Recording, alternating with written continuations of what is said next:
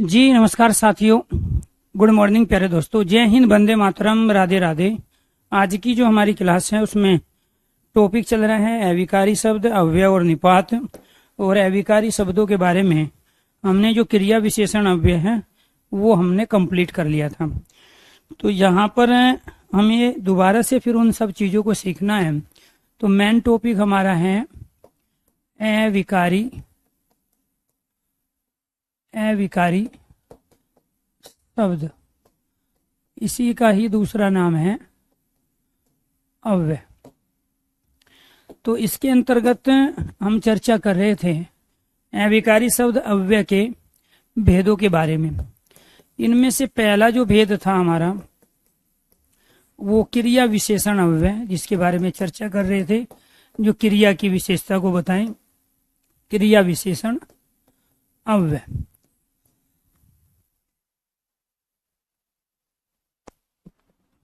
ये क्रिया विशेषण अव्यय 4 प्रकार का है। एक होता है कालवाची। बहुत सारे शब्द इसके अंदर हमने आपको बताए थे जो काल अर्थात समय की पहचान करें। वाची का अर्थ होता है कहना या बोलना, बताना। काल, स्थान, परिमाण, परिमाणवाची। और इसके बाद में फोर्थ क्या है, रीतिवाची। क्या है फोर्थ, रीतिवाची।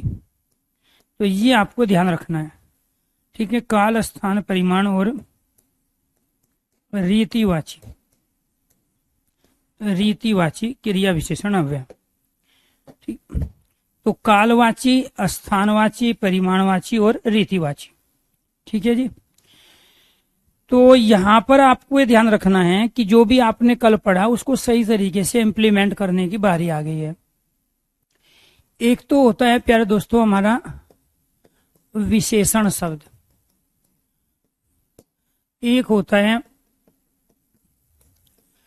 क्रिया विशेषण, और एक होता है पर विशेषण। बहुत सारे बच्चे इन्हीं तीनों में कंफ्यूज रहते हैं कि विशेषण, क्रिया विशेषण, पर विशेषण में आखिरकार अंतर क्या है। विशेषण कहते हैं जो किसी की विशेषता को बताएं, जो किसी संज्ञा या सर्वनाम की विशेषता प्रकट करे। जैसे सुंदर, अच्छा, उत्तम, छोटा,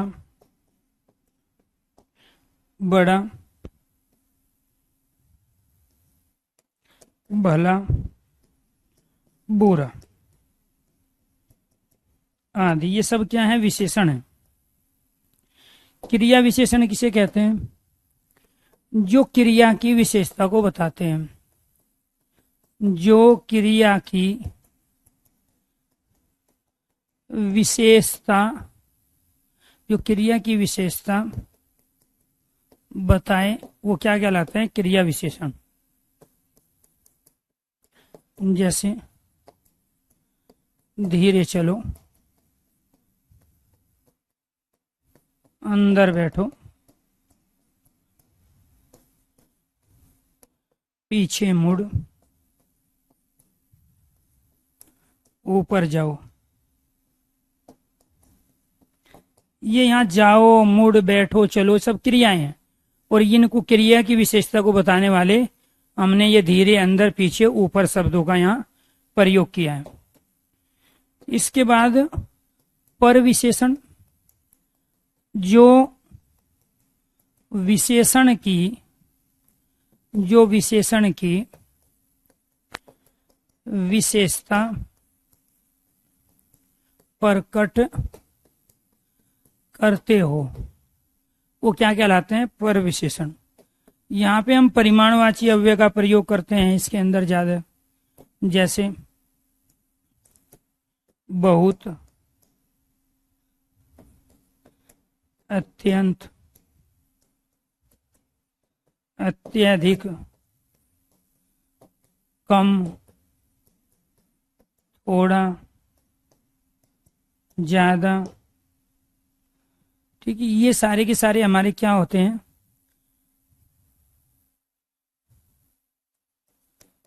अधिक,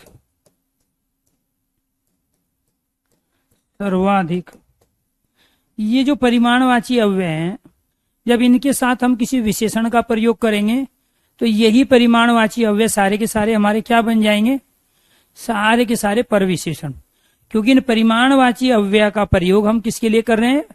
परविशेषण के लिए कर रहे हैं। इसके बाद तीन चीजों में तो यहाँ कंफ्यूजन रहता है, विशेषण, क्रिया विशेषण और परविशेषण। तो कोई भी क्रिया विशेषण तब बनेगा जब उसके साथ एक क्रिया हो और एक अविकारी शब्द अव्यय हो जो उस क्रिया की विशेषता को बता रहा हो। जैसे यहाँ धीरे हैं, अंदर है, पीछे है, ऊपर है। ठीक है, तो यहाँ आपको ध्यान रखना है, ये जो हम कह रहे हैं ना संज्ञा, इसी संज्ञा को सर्वनाम को विशेष्य कहा जाता है। इसी संज्ञा सर्वनाम की तो विशेषता बताते हैं हम, सुंदर बालक, अच्छा शिक्षक, उत्तम छात्र, छोटा बच्चा, बड़ा आदमी, ठीक है, भला व्यक्ति, बुरा मंत्री, ये सब क्या है? यहाँ संज्ञा की विशेषता को बता रहे हैं, इसीलिए ये विशेषण कहलाए। ये क्रिया की विशेषता को बता रहे हैं। और ये क्या करेंगे? मेरी माताजी बहुत कम मीठा भोजन पसंद करती है, तो कम मीठा तो विशेषण विशेष्य, और बहुत कम ये पर विशेषण बन गया। यह घोड़ा बहुत तेज दौड़ता है, तो तेज दौड़ता है क्रिया विशेषण, और बहुत तेज दौड़ता है हमें बहुत पर विशेषण कहलाया। इसके बाद यहां पर आपको इन तीनों के अंतर को समझना है। किस किस के अंतर को? अविकारी शब्द के अंतर को, अविकारी या अव्यय शब्द, अविकारी या अव्यय शब्द। और दूसरा अंतर समझना है आपको यहाँ पे, क्रिया विशेषण, क्रिया क्रिया विशेषण। और फिर यहां समझना है आपको संबंध बोधक, संबंध बोधक अव्यय। इन तीनों में कॉमन चीज क्या है, ये तीनों अलग अलग क्या है, इसको समझना है। जैसे मैंने यहां प्रयोग किया, मैंने यहां जो शब्द प्रयोग किया दोस्तों, वो लिया मैंने अविकारी शब्द,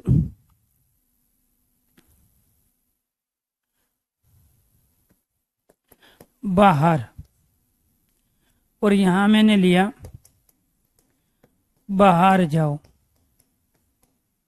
और यहां मैंने कहा घर से बाहर जाओ। इन तीनों में अंतर क्या है? मैंने बाहर का ही प्रयोग किया। इसके बाद यहां मैंने शब्द प्रयोग किया आगे, फिर आगे बढ़ो,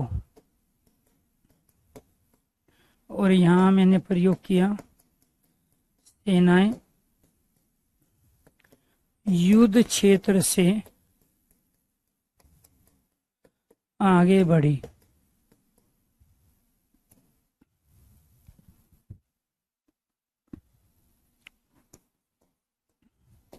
पीछे,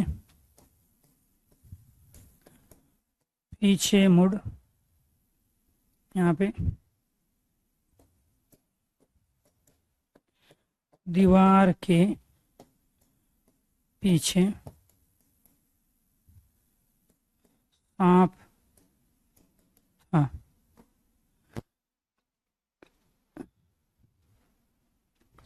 फिर मैंने यहाँ प्रयोग किए ऊपर, ऊपर चलो। यहाँ पे बंदर, बंदर छत के ऊपर, ऊपर चला गया।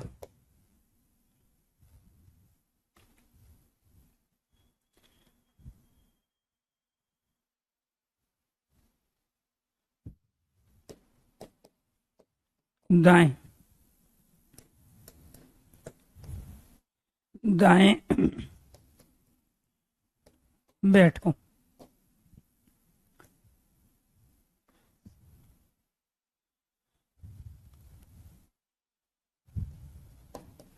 देवनागरी लिपि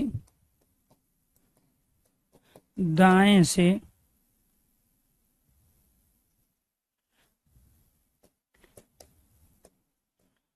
बाएं से दाईं ओर लिखी जाती है। चलो, अब आपको ये ध्यान रखना है, यहाँ पे मैंने जानबूझ के एक ही शब्द प्रयोग किया, और वो शब्द क्या है हमारा? बाहर। इसमें भी बाहर है, इसमें भी बाहर है, इसमें भी बाहर है, लेकिन ये वाला बाहर जब तक अकेला है तब तक ये अविकारी है, तब तक ये अव्यय है, क्योंकि ये बाहर किसी लिंग वचन काल कारक में परिवर्तन नहीं होता। अब बहुत सारे बच्चे कहेंगे सर जी बाहरी होता है, बाहरी लोग, बाहरी व्यक्ति, तो वहां हम इसमें ई प्रत्यय लगा के विशेषण बना लेते हैं। तो संज्ञा, सर्वनाम, विशेषण और क्रियाओं और अव्यय विकारी शब्द अव्ययों में, यहाँ तक कि निपातों में भी अगर हम यहाँ प्रत्यय जोड़ देते हैं तो कुछ संज्ञा शब्द, कुछ सर्वनाम, कुछ विशेषण और कुछ क्रिया और कुछ अविकारी शब्दों में प्रत्यय लगा के विशेषण बनते हैं। तो वो तो क्रिया अपने आप में प्रक्रिया अलग रही। तो ऐसे ही यहाँ पे आपको ध्यान रखना है, बाहर का प्यारे दोस्तों हम यहाँ पे किसी में लिंग वचन काल कारक में परिवर्तन नहीं कर सकते हैं। ऐसे आगे का है, पीछे है, ऊपर है, दाएं है। अब फिर आप कहोगे सर जी से ऊपरी बन जाता है, तो वो ऊपरी क्या है? विशेषण है। तो यहाँ बाहर, आगे, पीछे, ऊपर, दाएं जब तक अकेले हैं तब तक ये अविकारी है, अव्यय है, क्योंकि ये लिंग वचन काल कारक में परिवर्तित नहीं होते। एक पॉइंट। दूसरा, जब इनका प्रयोग किसी क्रिया के साथ करोगे, जैसे यहाँ जो क्रिया है वो क्या है? जाओ, बैठो, मुड़, चलो, बैठो। तो ये बढ़ो और ये बैठो। तो यहाँ पे जाओ, बढ़ो, मुड़, चलो, बैठो, ये सब क्रिया है। यहाँ ये क्रिया के साथ आए हैं, तो अब ये क्रिया विशेषण कहलाए। अब इनको हम क्रिया विशेषण नहीं कह सकते। क्यों? क्योंकि इनके साथ तो क्रिया है ही नहीं। तो जब इनके साथ क्रिया नहीं है तो ये क्रिया की विशेषता बता ही नहीं सकते। इनके साथ क्रिया है, इसीलिए क्रिया विशेषण कहलाए। यही सारे शब्द जब यहाँ संज्ञा के साथ आ गए, घर संज्ञा, सेना युद्ध संज्ञा, दीवार संज्ञा, बंदर छंद संज्ञा, देवनागरी लिपि संज्ञा, और वो भी स्त्रीलिंग, ठीक है। तो यहाँ आपको ध्यान रखना है। तो जब इस बाहर का प्रयोग, आगे का प्रयोग, पीछे का प्रयोग, ऊपर का प्रयोग, बाएं का प्रयोग जब किसी संज्ञा के साथ होता है तो आपको ये ध्यान रखना है, ये या दाएं का प्रयोग, ठीक है, बाएं दाएं दोनों के दोनों, जब इनका प्रयोग किसी संज्ञा के साथ होता है तो यही सारे के सारे अविकारी शब्द उस कंडीशन में संबंध बोधक कहलाते हैं। क्लियर? तो ये आपको ध्यान रखना है। तो यहाँ पर ये क्या है? अपने आप में अविकारी अव्यय शब्द है। ये क्या है? क्रिया विशेषण, क्रिया की विशेषता को बता रहे हैं। ये क्या है? आपके संबंध बोधक हैं, क्योंकि ये यहाँ संज्ञा सर्वनाम के साथ आए। तो जब तक अकेले हैं तब तक अविकारी अव्यय है, जब केवल क्रिया के साथ आएंगे क्रिया विशेषण है, जब इनका प्रयोग संज्ञा या सर्वनाम के साथ होगा तो ये संबंध बोधक बन जाएंगे। क्या बन जाएंगे? संबंध बोधक। दूसरी कंडीशन ये है कि जब इनका प्रयोग किसी कारक चिन्ह के बाद हो, से कारक चिन्ह, यहाँ भी से कारक चिन्ह, यहाँ के कारक चिन्ह, के कारक चिन्ह, यहाँ से कारक चिन्ह, तो जब भी किसी कारक चिन्ह के बाद, कारक चिन्ह के बाद क्या है? दाएं, कारक चिन्ह के बाद क्या है? ऊपर, कारक चिन्ह के बाद क्या है? पीछे, कारक चिन्ह के बाद क्या है? आगे, कारक चिन्ह के बाद क्या है? बाहर। तो जब भी किसी कारक चिन्ह के बाद इनका प्रयोग हो तो यही सारे के सारे अविकारी आपके क्या कहलाते हैं? संबंध बोधक। दो कंडीशन हुई, जब भी अविकारी शब्द, अव्यय और निपातों का प्रयोग किसी कारक चिन्ह के साथ होता है तो प्यारे दोस्तों किसी कारक चिन्ह के बाद इनका प्रयोग हो तो संबंध बोधक, जब इनका प्रयोग किसी संज्ञा सर्वनाम के साथ हो तो ये क्या कहलाते हैं? संबंध बोधक।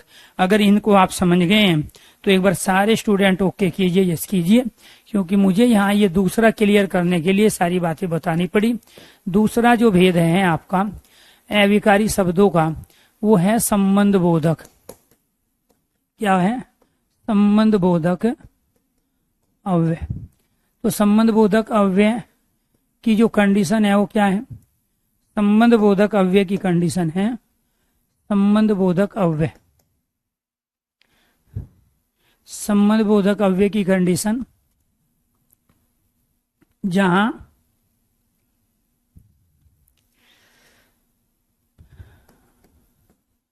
जब किसी अविकारी जब किसी अविकारी अव्यय जब किसी अविकारी अव्यय शब्द अव्यय शब्द का प्रयोग किसी जब किसी अविकारी अव्यय शब्द का प्रयोग किसी संज्ञा सर्वनाम के साथ किसी संज्ञा सर्वनाम के साथ किया जाता है तो संज्ञा सर्वनाम के साथ किया जाता है तो वे अविकारी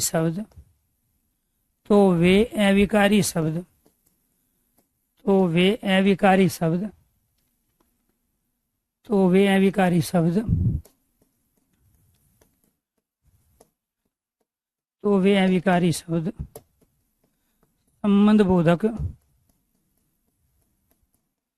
बन जाते हैं।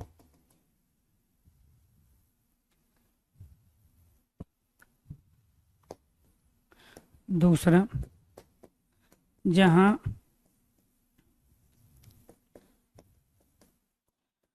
क्रिया विशेषण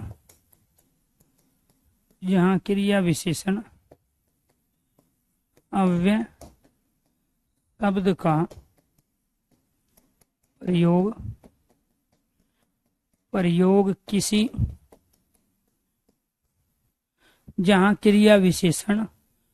शब्द का प्रयोग किसी कारक चिन्ह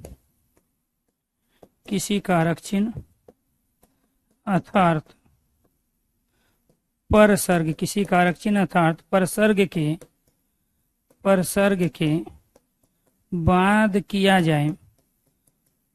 के बाद किया जाए तो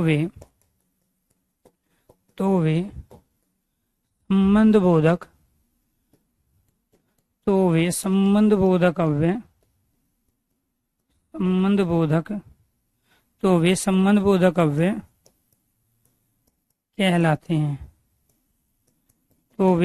बोधक अव्यय कहलाते हैं। क्लियर? कैसे कहलाएंगे? ठीक है, यहाँ पे ये संज्ञा है, घर, सेना युद्ध संज्ञा है, दीवार संज्ञा है, बंदर छत संज्ञा है, देवनागरी लिपि संज्ञा है। और संज्ञा के साथ हमने किसका प्रयोग कर दिया? बाहर, आगे, पीछे, ऊपर, दाएं। तो ये सारे के सारे संबंध बोधक अव्यय के उदाहरण हैं। तो यहाँ पे ये अलग अलग आपके एग्जाम्पल हो गए, 1, 2, 3, इसके बाद 4, 5। तो हमने एक पंथ 4 काज किया। एक पंथ 4 काज का मतलब क्या हुआ? जब तक ये अकेले हैं, ये अविकारी अव्यय हैं। जब इनका प्रयोग क्रिया के साथ आए तो दूसरा पंथ ये क्रिया विशेषण है। क्या है? ये क्रिया विशेषण अव्यय। तीसरा, जब किसी संज्ञा सर्वनाम या कारक चिन्ह के बाद आए तो ये संबंध बोधक है। 3 पंथ। और चौथा ये है कि जब इनके ऑप्शंस में काल, स्थान, परिमाण और रीति लिखा हो तो आप कहोगे बाहर स्थान है, आगे स्थान है, पीछे स्थान है, ऊपर स्थान है, दाएं स्थान है। और जब सुबह शाम सवेरे लिखा हो तो आप कहोगे कालवाची है। और जब थोड़ा कम ज्यादा अधिक लिखा हो तो आप कहोगे परिमाणवाची है। तो आपको ये ध्यान रखना है प्यारे दोस्तों, एक पंथ 4 काज, यही वे सारे के सारे अविकारी शब्द हैं जो स्थानवाची के अंतर्गत आते हैं। यही वे सारे के सारे हैं जो क्रिया विशेषण के अंतर्गत आते हैं। यही सारे के सारे वे शब्द हैं जो अविकारी अव्यय के अंदर आते हैं। यही वे सारे के सारे शब्द हैं जो संबंध बोधक के अंतर्गत आते हैं। तो इसीलिए आपको ध्यान रखना है कि यहाँ पर इन तमाम चीजों को हम इस तरीके से 4 जगह अलग अलग संदर्भों में प्रयोग कर रहे हैं। तो हमने 2 भेद अपने कंप्लीट कर लिए। ठीक है, दोनों स्टेटमेंट को ध्यान से पढ़ो। जब किसी अविकारी अव्यय शब्द का प्रयोग किसी संज्ञा सर्वनाम के साथ किया जाता है तो वे अविकारी शब्द संबंध बोधक बन जाते हैं। दूसरा है जहां एक क्रिया विशेषण अव्यय शब्द का प्रयोग किसी कारक चिन्ह अर्थात परसर्ग, कारक चिन्ह क्या है, कर्ता ने, तो ने कारक चिन्ह है, कर्ता ने कर्म को, तो ये ने क्या है, कर्म को, करण से के द्वारा, करण से के द्वारा, संप्रदान के लिए, अपादान से अलग होना, संबंध का, के, की, अधिकरण, में, पे, पर, तो ये में पे पर क्या है, ये कारक चिन्ह है। जब कारक पढ़ेंगे तब पढ़ाएंगे इनको। तो ये सारे के सारे क्या है, कारक चिन्ह है। क्लियर? तो ये आपको ध्यान रखना है। तो यहां पर हम सर्वनाम के साथ भी कर सकते हैं। ठीक है, वह दिन भर काम करता है, तो अपने आप में यहाँ जो दिन है वो क्या बता रहे हैं, काल को बता रहे हैं। वह के साथ प्रयोग कर लिया हमने, संबंध बोधक बन गया। तो जरूरी थोड़ा ही है कि हम केवल संज्ञा का प्रयोग करेंगे। इन संज्ञा के स्थान पे बोलेंगे वह छत के ऊपर चला गया, बंदर को हटाएंगे, बंदर के स्थान पे वह का प्रयोग कर लो, तो तब भी आप बता सकते हो कि यहाँ सर्वनाम के साथ आए हैं। ठीक है, वह दीवार के पीछे छिपा है, तो दीवार यहाँ पे जो है वह का प्रयोग कर लो। तो यहाँ पे लिखा हुआ है, बताओ। अब ये लोग भी भर्ती होना चाहते हैं, फिर मैं कहूंगा तो बुरा मानेंगे। ठीक है, जब मैंने ये लिख दिया, मेरे से क्वेश्चन पूछा गया सर परसर्ग क्या है। जब मैंने यहाँ लिख दिया कि जहां क्रिया विशेषण अव्यय शब्द का प्रयोग किसी कारक चिन्ह अर्थात परसर्ग, तो जब लिखा हुआ है यहाँ कारक चिन्ह अर्थात परसर्ग, तो मुझे तो लगता नहीं कि आपको दोबारा से अलग से बताने की आवश्यकता हो। फिर मैंने ये एग्जाम्पल भी दे दिए कि ने, को, के द्वारा, के लिए, सब क्या है, ये परसर्ग है। इसी परसर्ग का दूसरा नाम है यहाँ पे कारक चिन्ह। क्या है, कारक चिन्ह।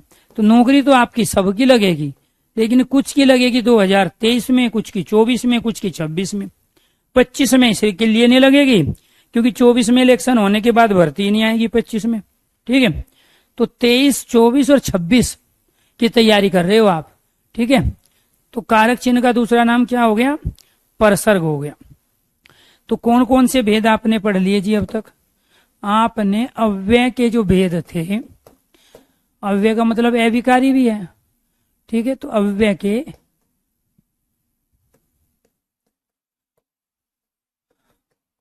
के भेद, मूल भेद 4 होते हैं।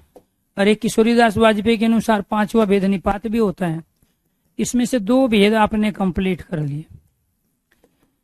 क्रिया विशेषण, अगर हमें एक जैसे लेवल के बच्चे मिल जाए ना, मजा आ जाए, सबका सिलेक्शन एक ही बैच से करवा दे। लेकिन दिक्कत ये है, कुछ विद्वान बनने आए हैं, कुछ लेखक साहित्यकार बनने आए, क्रिया विशेषण अव्यय कुछ 2026 में भर्ती होने के लिए आए, लेकिन यहाँ सारा एफर्ट्स लग रहा है 2023-24 के लिए। संबंध क्रिया विशेषण अव्यय, संबंध बोधक अव्यय, एक ही चीज को 4 बार जब तक नहीं लिखेंगे तब तक बुद्धि काम ही नहीं करेगी। ठीक है, तो यहाँ पे क्या है, इसके बाद तीसरा समुच्चय बोधक, समुच्चय बोधक अव्यय, और इसके बाद में 4th क्या है, विषम्य बोधक। 4th क्या है, विषम्य बोधक अव्यय। मेरे दोस्तों, आपने ये 2 भेद कंप्लीट कर लिए हैं, क्रिया विशेषण और संबंध बोधक। अब इसकी बारी है समुच्चय बोधक की। किसकी बारी है, समुच्चय बोधक की। तो यहां पर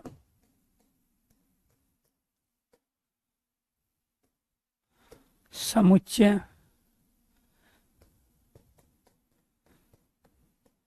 समुच्चय बोधक अव्यय, समुच्चय बोधक अव्यय। ठीक है, समुच्चय बोधक अव्यय कहाँ होंगे, वे अविकारी शब्द, वे अविकारी शब्द, वे अविकारी शब्द जो दो शब्दों, वे अविकारी शब्द जो दो शब्दों, वाक्यांश, वे अविकारी शब्द जो दो शब्दों, वाक्यांश, वाक्य, वे अविकारी शब्द जो दो शब्दों, वाक्यांश, वाक्य को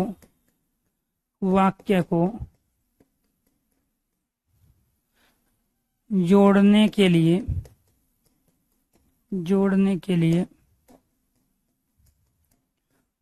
प्रयुक्त हो। दो शब्दों, वाक्यांश या वाक्य को जोड़ने के लिए प्रयुक्त हो, समुच्चय बोधक अव्यय कहलाते। तीसरा, समुच्चय बोधक अव्यय, समुच्चय बोधक अव्यय दो प्रकार के, समुच्चय बोधक अव्यय दो प्रकार के होते हैं। पहला क्या है? समानाधिकरण,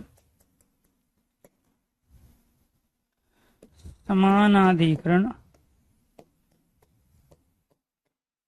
समुच्चय बोधक, समानाधिकरण समुच्चय बोधक। और दूसरा क्या है? व्याधिकरण समुच्चय बोधक, व्याधिकरण समुच्चय बोधक। समानाधिकरण समुच्चय बोधक में समान आधार वाले शब्दों को जोड़ने का काम करते हैं। समान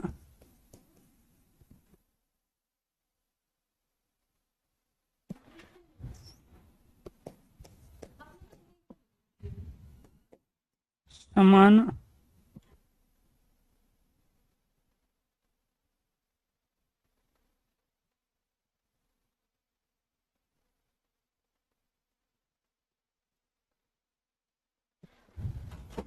समान समान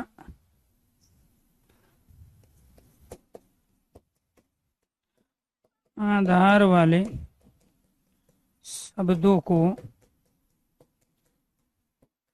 जोड़ते हैं।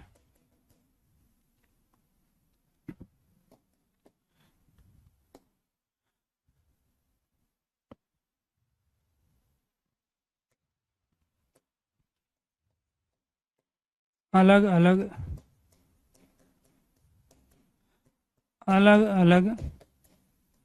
आधार वाले, अलग अलग आधार वाले शब्दों को, अलग अलग आधार वाले शब्दों को जोड़ते हैं। समानाधिकरण समुच्चय बोधक अव्यय के अंतर्गत हम जिनका प्रयोग करेंगे वो हैं हमारे और, या, व, अथवा। ठीक है। और यहाँ जो हम प्रयोग करेंगे कि इसलिए,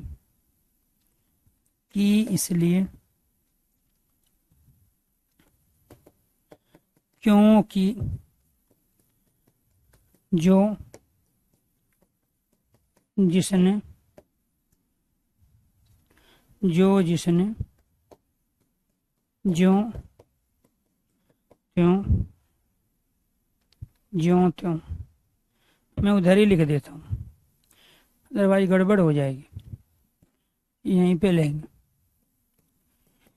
व्याधिकरण, व्याधिकरण समुच्चय बोधक अव्यय, व्याधिकरण समुच्चय बोधक अव्यय एक है कि इसलिए, जो, जिसने, त्यों तथापि किंतु परंतु लेकिन बल्कि वरन क्योंकि जिससे कि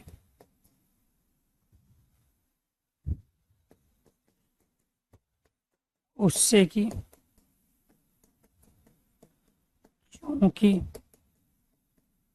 ताकि आदि। ये सारे के सारे क्या हैं? हमारे व्याधिकरण समुच्चय बोधक। समान आधार वाले शब्द का मतलब क्या हुआ? जो ये तो पुल्लिंग हो या स्त्रीलिंग हो या एकवचन के हो या बहुवचन के हो। अब जब सारे शब्द संज्ञा हो या सारे विशेषण हो या सारे क्रिया हो, समान आधार हो गई, तो किसी भी वजह से चाहे वो संज्ञा सर्वनाम विशेषण क्रिया की दृष्टि से हो या फिर वो वचन और पुरुष की दृष्टि से हो या फिर वो लिंग की दृष्टि से हो, अगर उनमें समान आधार है, जैसे माता और पिता, तो माता पिता दोनों संज्ञा है, दोनों जातिवाचक संज्ञा है, तो उनको आपस में हम जोड़ेंगे तो माता और पिता करेंगे। राम और लक्ष्मण, राम लक्ष्मण दोनों एक वचन है और पुल्लिंग है, व्यक्तिवाचक संज्ञा है, समान आधार हो गए, तो राम और लक्ष्मण करेंगे। तो आपको ये ध्यान रखना है कि समान अधिकरण का मतलब होता है समान आधार वाले शब्दों को जो जोड़ते हैं, चाहे तो सारे पुल्लिंग होंगे, चाहे सारे स्त्रीलिंग होंगे, या सारे एक वचन होंगे, या सारे के सारे बहुवचन होंगे। ऐसे ही अलग अलग आधार वाले शब्दों को जोड़ेंगे, ये जिनमें क्रिया अलग अलग होगी, अलग अलग शब्दों का अलग अलग भाव के अर्थ में प्रयोग करेंगे, तो उसमें की इसलिए क्योंकि जो जिस जो त्यों इन सब का हम प्रयोग करते हैं। अगर ये कहीं भी हम प्रयोग कर रहे हैं दोस्तों, तो ये हमें आपको ध्यान रखना है, संबंध वाचक वाक्य, वाक्य के अर्थ के आधार पे जो 8 भेद हैं उसमें भी ये काम आएगा, शुद्ध और अशुद्ध वाक्य में भी काम आएगा, सरल मिश्र संयुक्त वाक्य में भी काम आएगा। आपको इसी वजह से एक पंथ 4-4 काज 3-3 काज कराए जा रहे हैं। ये सारे के सारे शब्द हमारे अविकारी अव्यय तो है ही, दूसरा ये समुच्चय बोधक अव्यय भी है, जोड़ने का काम करते हैं। तीसरा यही वे शब्द हैं जो मिश्र वाक्य बनाते हैं, संयुक्त वाक्य बनाते हैं। अर्थ के आधार पे जो वाक्य के 8 भेद हैं उनमें से एक भेद होता है संबंध बोधक वाक्य या संबंध वाचक वाक्य, जिसको संकेत वाचक वाक्य कहते हैं, वो बिना इनके बनता ही नहीं है। और एक होता है वर्ती, 8 प्रकार की वर्ती होती है, उसमें होता है एक संकेतार्थक वर्ती। तो एक वो संकेतार्थक वर्ती को भी हम इन्हीं के आधार से पहचानेंगे। तो हम इनका प्रयोग केवल अविकारी शब्दों के रूप में तो कर ही रहे हैं, अव्यय के रूप में, लेकिन 2 शब्दों को, वाक्यांश को, वाक्य को जोड़ने के लिए भी कर रहे हैं। और जहां 2 क्रिया आपस में डिपेंड हो, निर्भर हो, आश्रित हो, तो हम वहां मिश्र वाक्य का भी प्रयोग कर रहे हैं। तो ये मिश्र वाक्य के भी अंतर्गत हम इन्हीं का प्रयोग करेंगे, वर्ती के अंदर भी इन्हीं का प्रयोग करेंगे, संकेत या संबंधवाचक वाक्य का प्रयोग भी हम इन्हीं के अंदर करेंगे। तो इसीलिए आपको ध्यान रखना है दोस्तों, ये सारे के सारे हमारे एक नहीं बल्कि 4 जगह काम आएंगे। कहाँ कहाँ काम आएंगे ये देखो। एक तो काम आएंगे आपके ये यहाँ पे अविकारी शब्द अव्यय के रूप में। और जब तक आप इस तरीके से चीजों को नहीं पढ़ोगे तो उस हिंदी को केवल रटी हुई हिंदी कहा जाता है। ये अविकारी अव्यय शब्द भी है। दूसरा आपको ध्यान रखना है, ये समुच्चय बोधक है। ये समुच्चय बोधक कब बनेंगे? जब ये शब्दों वाक्यांश को, वाक्यों को जोड़ रहे होंगे। और जब ये अकेले होंगे तब ये अविकारी अव्यय होंगे, और जब ये जोड़ रहे होंगे तो समुच्चय बोधक अव्यय होंगे। और इन्हीं से एक बनेगा संकेत वाचक, संकेत वाचक या संबंध बोधक वाक्य। संबंध बोधक, संबंध बोधक वाक्य। अर्थ के आधार पे जो वाक्य के 8 भेद हैं, 8वां भेद यही है। और एक बनेगा वर्ती। कौन सी वर्ती? संकेत आर्थक वर्ती। कौन सी वर्ती है? संकेत आर्थक, संकेत आर्थक वर्ती होती है।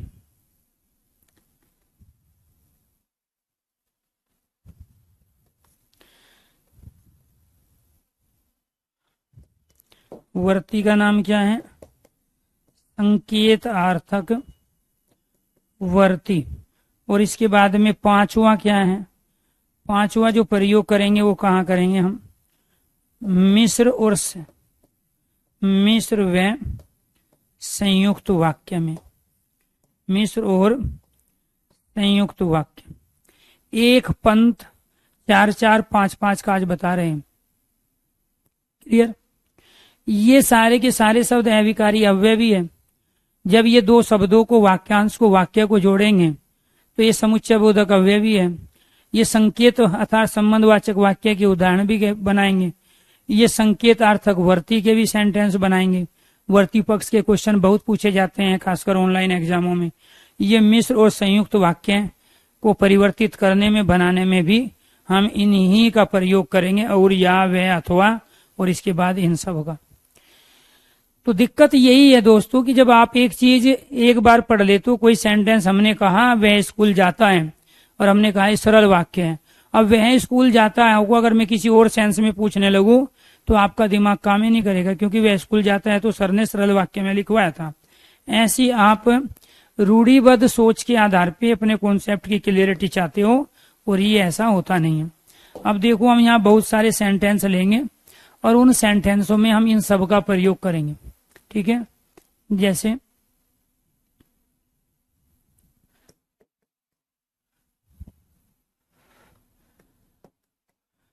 कृष्ण व सुदामा, कृष्ण व सुदामा दोनों गुरु भाई थे।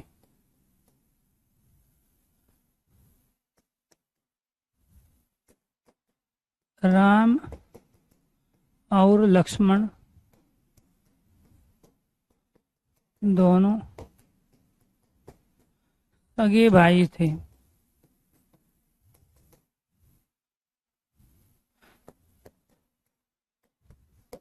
रणवीर या रणधीर में से कोई एक जाएगा।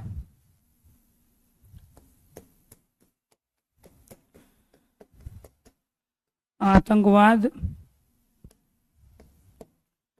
अथवा शांति में से किसी एक को सुन लो।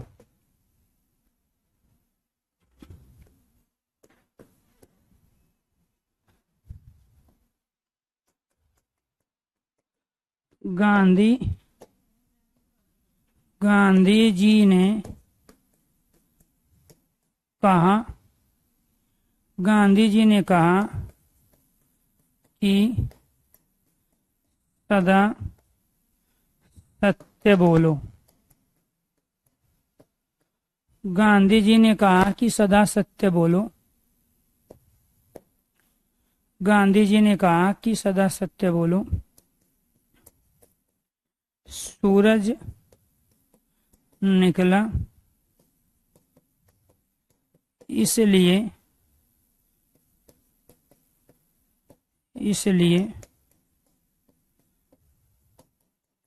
अंधेरा भागा। सूरज निकला इसलिए अंधेरा भागा।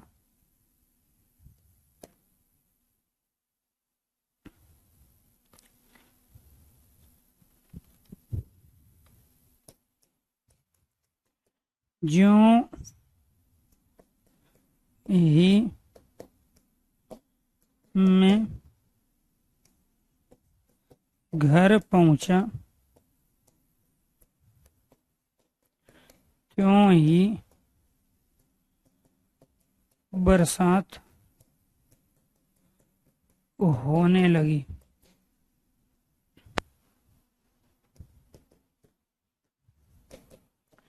यद्यपि मैं वहां नहीं था, तथापि पूरी घटना बता सकता हूं। यद्यपि मैं वहां नहीं था तथापि पूरी घटना बता सकता हूं।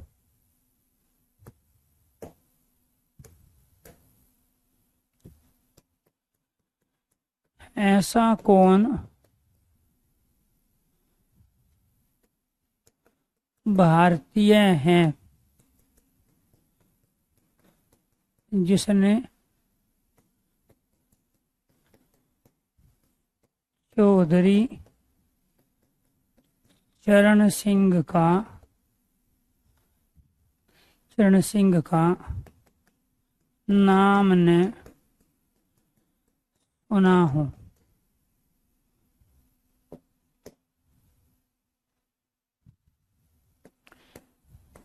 वह लड़की मिल गई जो आपके साथ भाग गई थी।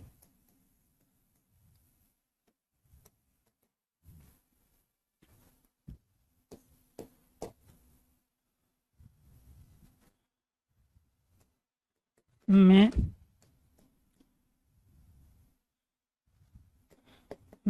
रेलवे स्टेशन पर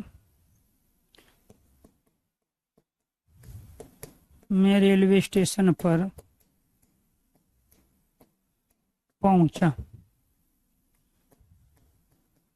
परंतु रेलगाड़ी चली गई। तो प्यारे दोस्तों, आपको ये ध्यान रखना है, यहाँ पर हमने समुच्चयबोधक अव्यय का प्रयोग करके ये सारे सेंटेंस बनाए। कैसे? कृष्ण व सुदामा दोनों गुरु भाई थे। वह का प्रयोग, और का प्रयोग, या का प्रयोग, अथवा का प्रयोग, की का प्रयोग, इसलिए का प्रयोग, इसके बाद त्यों का प्रयोग, तथापि का प्रयोग, यहाँ पे जिसने का प्रयोग, जो का प्रयोग, परंतु का प्रयोग। तो ये सारे के सारे परंतु, जो, जिसने, ठीक है, वह, और, या, अथवा, की, इसलिए, त्यों, तथापि, सब समुच्चयबोधक अव्यय। ये सारे का सारा क्या है? सब समुच्चयबोधक अव्यय हैं। और ये अव्यय अविकारी भी कहलाए जब तक ये अकेले हैं। जब ये यहाँ सेंटेंस में हमने प्रयोग कर लिए तो ये समुच्चयबोधक है। क्यों? क्योंकि ये जोड़ रहे हैं, कृष्ण व सुदामा दोनों को जोड़ रहे हैं। और कृष्ण सुदामा दोनों क्या थे? गुरु भाई थे। ठीक है, राम और लक्ष्मण, यहाँ पे राम और लक्ष्मण को जोड़ा। रणवीर या रणधीर, आतंकवाद अथवा शांति। गांधी जी ने कहा यहाँ ये उपवाक्य है। मैंने यहाँ जो लिखा है ना स्टार्टिंग में कि वे अविकारी शब्द जो दो शब्दों को वाक्यांश मतलब सब सेंटेंस, जिसको उपवाक्य भी कहते हैं, और वाक्य, तो जो दो शब्दों को वाक्यांश और वाक्य को जोड़ने के लिए प्रयुक्त होते हैं तो वो क्या कहलाए? सारे के सारे हमारे समुच्चयबोधक अव्यय। तो यहाँ ये वाक्यांश है, गांधी जी ने कहा, इसको हम सब सेंटेंस कह रहे हैं। इसको क्या कह रहे हैं? सब सेंटेंस कह रहे हैं। तो ये उपवाक्य हुआ, वाक्यांश हुआ, सब सेंटेंस हुआ, और ये सदा सत्य बोलो ये सरल वाक्य हुआ। तो इस सरल वाक्य को इस वाक्यांश के साथ, सब सेंटेंस के साथ जोड़ने का काम किसने किया? इन। इसी वजह से तो इनको समुच्चयबोधक कहा गया। सूरज निकला, सरल वाक्य, अंधेरा भागा, दूसरा सरल वाक्य, दोनों को आपस में इसलिए के द्वारा जोड़ दिया गया। ज्यों ही मैं घर पहुंचा त्यों ही बारिश होने लगी।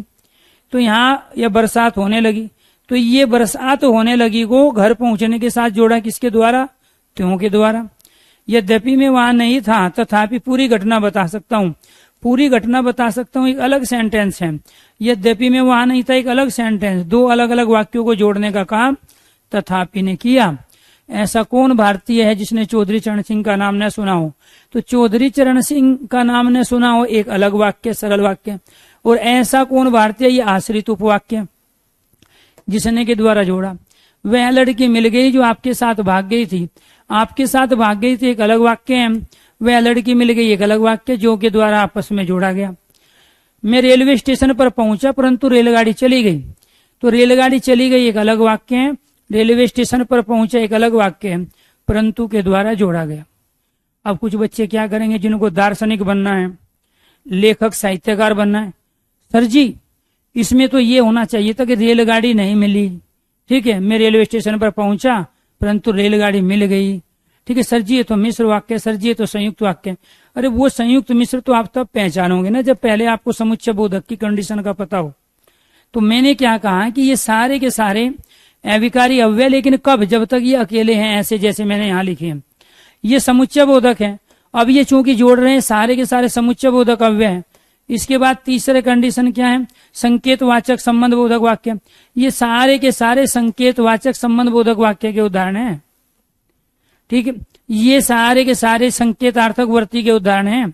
यहाँ एक चीज के होने से दूसरी चीज का संकेत मिल रहा है, और ये इसमें कुछ मिश्र वाक्य के हैं, कुछ संयुक्त वाक्य के हैं।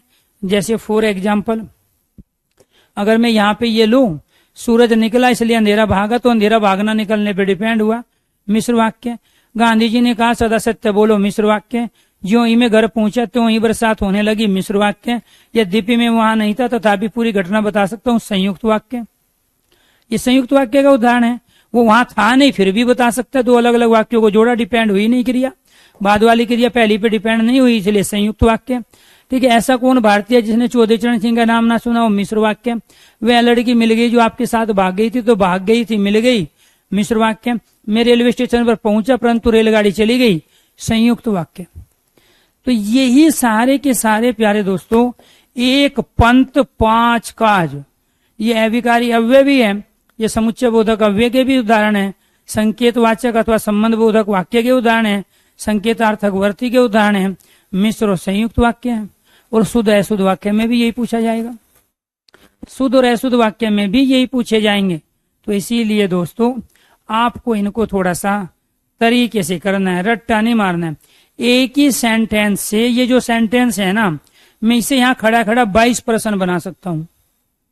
22 इसमें पूछ लूंगा कि सर्वनाम बताओ, संज्ञा बताओ, इसमें क्या है, ये सरल वाक्य मिश्र है संयुक्त है ये बताओ, ठीक है। तो इसमें विधेय का विस्तार बताओ, इसमें उद्देश्य का विस्तार बताओ, इसमें पुरलिंग शब्द कौन सा है, स्त्रीलिंग कौन सा है, तत्सम तद्भव देशी विदेशी शब्द बताओ कौन सा है, इसमें संज्ञा सर्वनाम विशेषण क्रिया अव्यय निपात शब्द बताओ कितना है, एक वचन बहुवचन बताओ इसमें कौन सा शब्द है।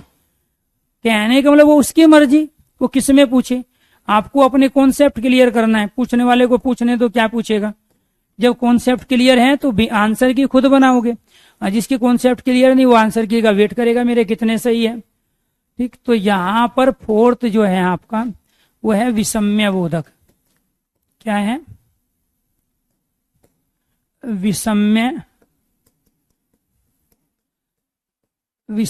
बोधक, विषम्य बोधक अव्यय। पहली कंडीशन विषम्य बोधक, विषम्य बोधक अव्यय का दूसरा नाम संबोधन, संबोधन बोधक।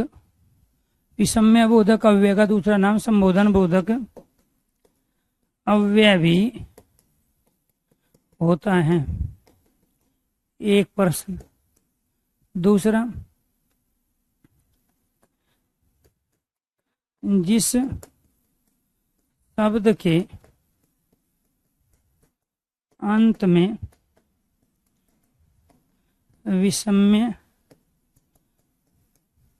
विषम्य बोधक चिन्ह का, जिस शब्द के अंत में विषम्य बोधक चिन्ह का प्रयोग हो। विषम्य बोधक चिन्ह कौन सा होता है, ये वाला, इस वाले चिन्ह को क्या कहते हैं, विषम्य बोधक चिन्ह। तीसरा, जिन शब्दों से मनोविकार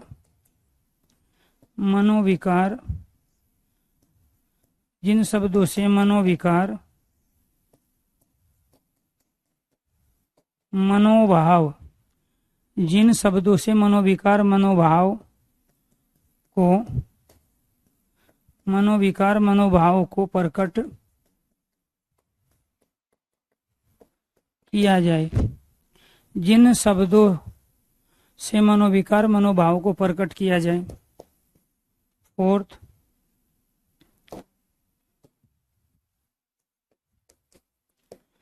आश्चर्य, हर्ष, शोक, ग्लानि, घृणा, आशीर्वाद, संबोधन,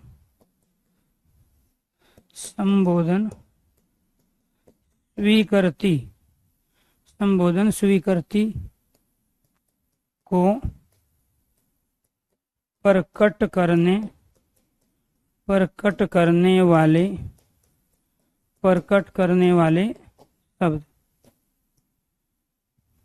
करने वाले शब्द। तो ये क्या है अपने आप में? अब ये कौन कौन से शब्द होंगे जी? किस किस को? एक तो आश्चर्य को प्रकट करने वाले, जैसे शाबाश, वाह, आहा। दूसरे हर्ष को प्रकट करने वाले, आहा, ओए, ओहो।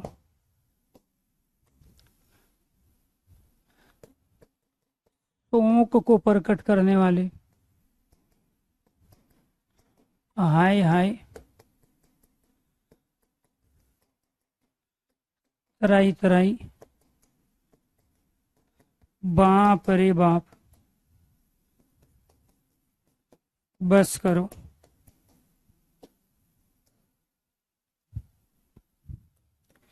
ग्लानि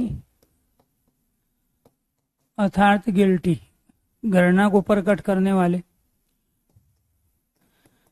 छी छी, थू थू, धत्तेरे की,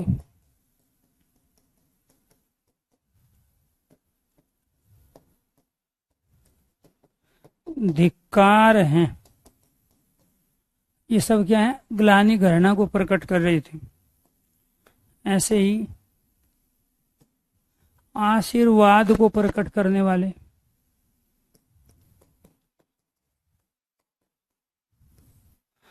आशीर्वाद, जीते रहो, दीर्घ आयु हो,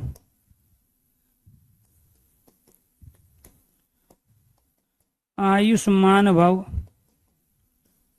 सौभाग्यवती भव, सौभाग्यवती भव। संबोधन को प्रकट करने वाले,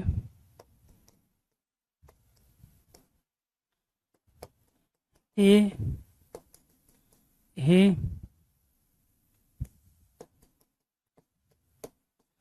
अरे, अजी, हेलो। स्वीकृति को बताने वाले, कैसे?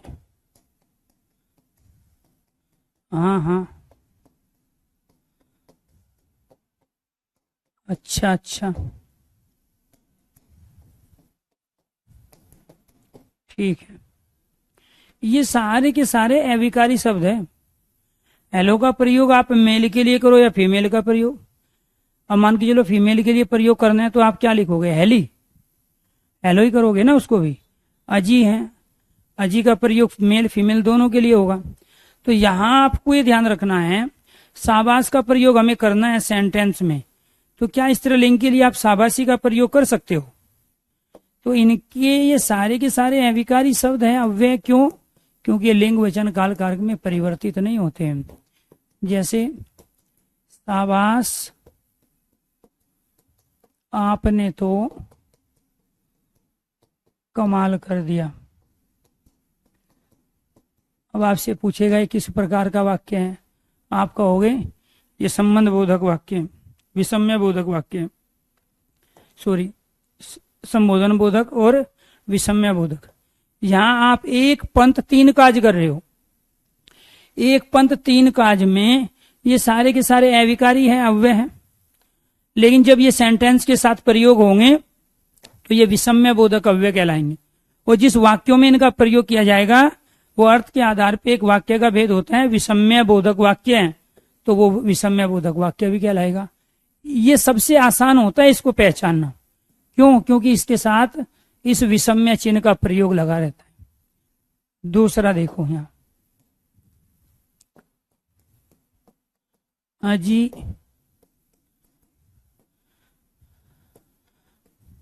आप तो सुनते ही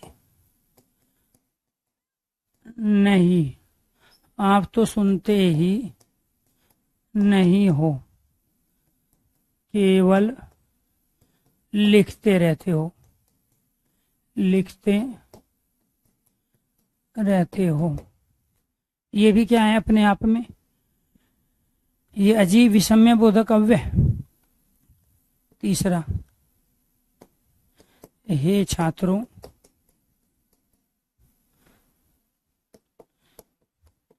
लिखने व समझने से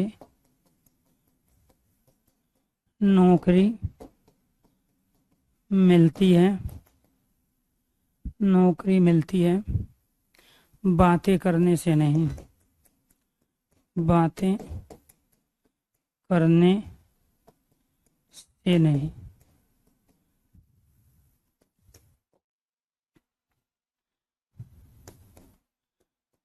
छी छी, दूर हटो, कितने गंदे हो।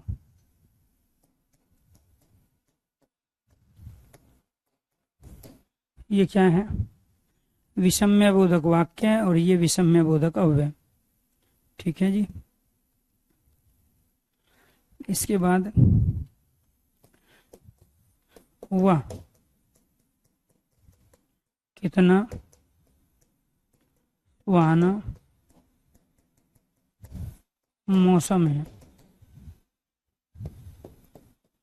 आहा, कितना अद्भुत, कितना अद्भुत दृश्य है।